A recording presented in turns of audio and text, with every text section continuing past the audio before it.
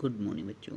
आज का आपका टॉपिक है क्लास 12th का लेसन 5 जो है वैद्युत चालन, जिसके अंतर्गत आज के आपके टॉपिक रहेंगे वैद्युत धारा, मुक्त इलेक्ट्रॉन मॉडल, आवेश अनुगमन वेग, श्रांतिकाल, धारा घनत्व।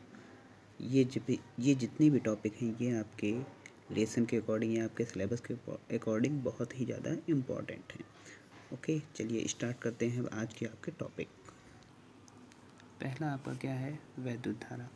वैद्युत धारा क्या होता है? किसी भी चालक में जितनी भी प्रवाहित इलेक्ट्रॉन होते हैं, तो प्रति सेकंड जितने भी इलेक्ट्रॉन प्रवाहित होते हैं उसे ही उस चालक में प्रवाहित धारा कहते हैं। तो किसी चालक में प्रति सेकंड प्रवाहित होने वाले आवेश की मात्रा को ही कहते हैं उस चालक में प्रवाहित धारा कहते हैं। इसे आई से प्रदर्शित करते हैं। मान लीजिए कोई एक चालक है जिसमें ये इतनी लंबाई है या जो भी है, उसकी कहा जाए कि एक सेकंड में क्यू आवेश या टी समय में क्या हुआ, क्यू आवेश प्रवाहित होते हैं, तो उस चालक में प्रवाहित धारा आई बराबर क्या होगा, क्यू अपॉन टी। इसका मात्रा क्या होगा, कूलाम प्रति सेकंड या एम्पियर। यह एक अदिश राशि होती है।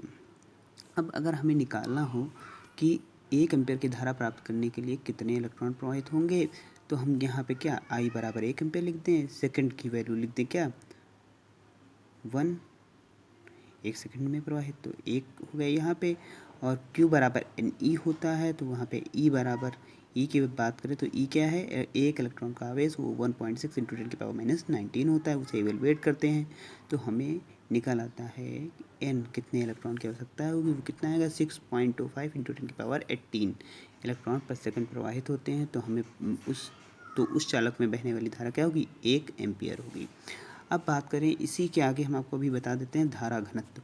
धारा घनत्व क्या मतलब है कि किसी भी चालक के ये पृष्ठ क्षेत्रफल है, तो उसके पृष्ठ क्षेत्रफल मतलब एकांक पृष्ठ क्षेत्रफल से प्रवाहित होने वाली धारा को ही क्या कहते हैं, उस चालक का धारा घनत्व कहते हैं। एकांक पृष्ठ से प्रवाहित होने वाली धारा को ही क्या कहते हैं, धारा घनत्व कहते हैं। इसे जे से प्रदर्शित करते हैं, या इसे ये भी लिखा जा सकता है कि यदि किसी चालक में बहने वाली धारा तथा उसके पृष्ठ क्षेत्रफल के अनुपात को उस चालक का धारा घनत्व कहते हैं। इसे जे से प्रदर्शित करते हैं, जे बराबर आई अपॉन ए। आई का मात्रा क्या था, एम्पियर, क्षेत्रफल का मात्रा मीटर स्क्वायर, तो क्या आया एम्पियर पर मीटर स्क्वायर। इसी तरह बीमा ए एम्पियर की क्या होती है, ए होती है क्षेत्रफल की, एल की पावर माइनस मतलब 2 होती है।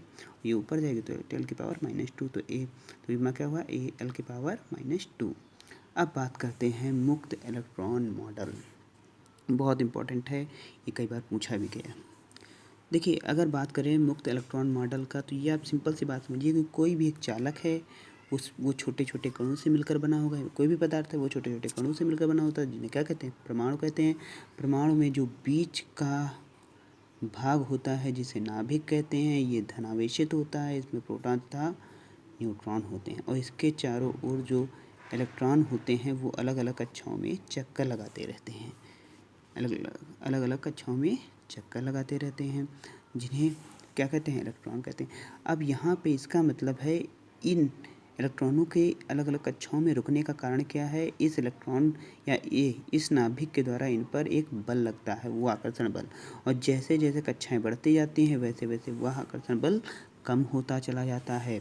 और इसका मतलब है जितनी कक्षा दूर होगी उतनी उस पर लगने वाला आकर्षण बल, नाभिक के द्वारा लगने वाला आकर्षण बल क्या होगा, उतना ही कम होगा। तो क्या होगा, तो इसका मतलब है कि जो बाह्य कक्षा में उपस्थित इलेक्ट्रॉन हैं उनको अगर थोड़ा सा भी बाह्य बल दे दिया जाए, जो बाहर की कक्षा में जितने भी मतलब दूर की कक्षाओं में इलेक्ट्रॉन हैं उनको अगर थोड़ा सा बाह्य बल दे दिया जाए तो वो अपनी कक्षा छोड़कर चले जाएंगे, या वो अपनी कक्षा अगर उनको थोड़ा सा भी बल दे करके बाहर निकाला जा सकता है। और उन्हीं इलेक्ट्रॉनों को क्या कहते हैं, मुक्त इलेक्ट्रॉन कहते हैं। यही मुक्त इलेक्ट्रॉन का मॉडल है। मुक्त इलेक्ट्रॉन मॉडल के अनुसार क्या है, किसको सभी प्रत्येक पदार्थ छोटे छोटे कणों से मिलकर बनता है, जिसे परमाणु कहते हैं। परमाणु में नाभिक तथा इलेक्ट्रॉन होते हैं, धनावेश नाभिक होता है, और उसके चारों ओर इलेक्ट्रॉन जो होते हैं विभिन्न कक्षाओं में चक्कर लगाते हैं। जो वायु कक्षा में उनके चक्कर लगाने का कारण क्या है, उनके बीच में आकर्षण बल, और लेकिन जितनी कक्षा में दूर होगा उस पर लगने वाला आकर्षण बल कम होगा या अपकेंद्र बल कम होगा। और वो इसका मतलब है कि अगर उन्हें थोड़ा सा भी बाह्य बल दे दिया जाए, कोई बाह्य बल दे दें, तो वो अपनी कक्षा छोड़कर जा सकते हैं। उन्हें क्या कहते हैं? मुक्त इलेक्ट्रॉन कहते हैं। अब अगला पार्ट क्या है? मुक्त इलेक्ट्रॉन का अनुगमन वेग। अभी मैंने आपको बताया कि कोई भी चालक है उसमें मुक्त इलेक्ट्रॉन होते हैं, और मुक्त इलेक्ट्रॉन मतलब वो ऋणावेशित होते हैं, प्लस उसके साथ में क्या होता है?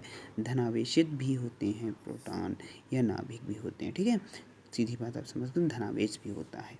अब मान लीजिए कोई चालक तार है, उसके सिरों को हमने क्या किया? बैटरी से जोड़ दिया।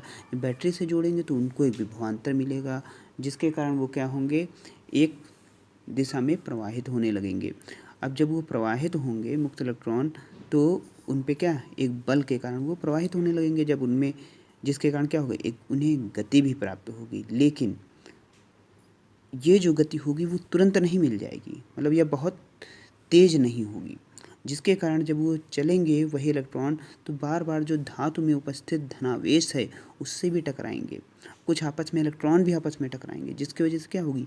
उनकी जो रफ्तार होगी वो और कम होती जाएगी, और जब वो और होगी कम, तो मतलब जो उन्हें बैटरी ने ऊर्जा दी थी उसमें क्या होगी? लगातार कमी होती जाएगी, जिससे जो इलेक्ट्रॉन होंगे जिस दिशा में वो जा रहे थे वो जाएंगे क्या? बहुत कम मात्रा में पहुंचेंगे। जब बहुत कम मात्रा में पहुंचेंगे तो उनका वेग, मतलब क्या? उनका वेग लगातार कम होता जाएगा, जिसके कारण उन्हें जो मिलने वाला वेग है वो बहुत ही कम मात्रा में मिलता है। इसी वेग को क्या कहते हैं? अनुगमन वेग कहते हैं। इसे वीडी से प्रदर्शित करते हैं। अब क्या है? अगला श्रांतिकाल। तो अभी मैंने आपको बताया कि जब कोई चालक था उसमें हमने उसको बैटरी से जोड़ा तो इलेक्ट्रॉन प्रवाहित हुए, कुछ इलेक्ट्रॉन धनावेश से या हमारे इलेक्ट्रॉनों से ही आपस में टकराए, तो जिसके कारण उन्हें जो जितना भी बैटरी ने वेग दिया था वो उस वेग से ना जा कर के बहुत ही कम वेग से पहुँचते हैं।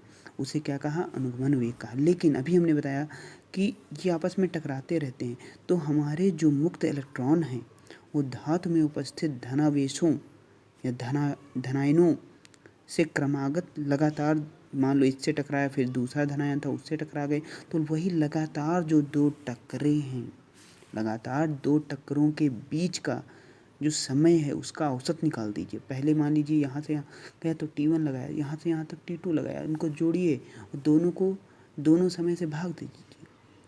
वही जो हमारा औसत वेग औसत समय होगा वही कहलाएगा श्रांतिकाल। इसे टाउ से प्रदर्शित करते हैं। तो इलेक्ट्रॉनों का धातु में उपस्थित धनायनों की दो क्रमागत टक्करों के औसत का जो समय होता है उसे ही कहते हैं श्रांतिकाल। इस तरह आज आपको हमने 5 टॉपिक पढ़ाए: विद्युत धारा मतलब विद्युत धारा घनत्व, अनुगमन वेग और आपका श्रांतिकाल और इलेक्ट्रॉन मॉडल। ओके बेटा, आपकी ये बहुत इंपॉर्टेंट चैप्टर है, इनको आप एक बार पढ़िएगा, नहीं समझ में आता तो फिर पूछिएगा। Okay, thank you.